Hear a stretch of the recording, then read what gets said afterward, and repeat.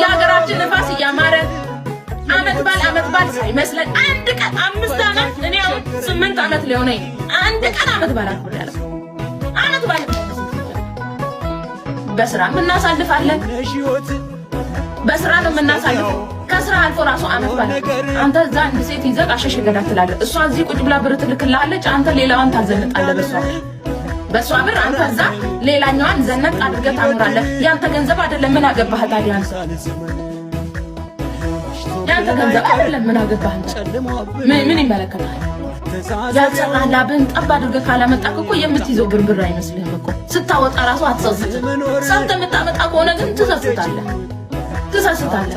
የአረብ ሀገር ሴት እንዳትሉ ልክልክሽ ነው የምነግርሽ። እኔ አበዛችሁ ዛትጨማለቁ እዚህ የመጣችሁ ሸለመጥማጡላ ሀገራችን ገብተን እብድ ናችሁ እንባላለን እንጂ ጤነኛ አይደለችም ነው የምንባለው።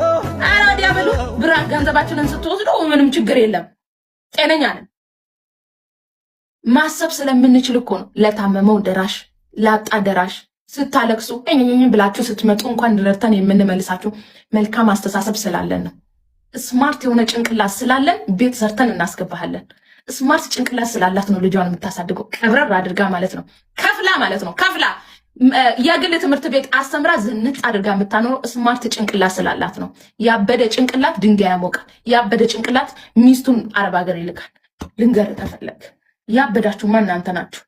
እኛ አላበድንም። በጣም ስማርት ጭንቅላት ነው ያለን። ደና ጭንቅላት ሰርተን ማደር እንችላለን። ከራሳችን አልፈን ለሌላውን ተርፋለን።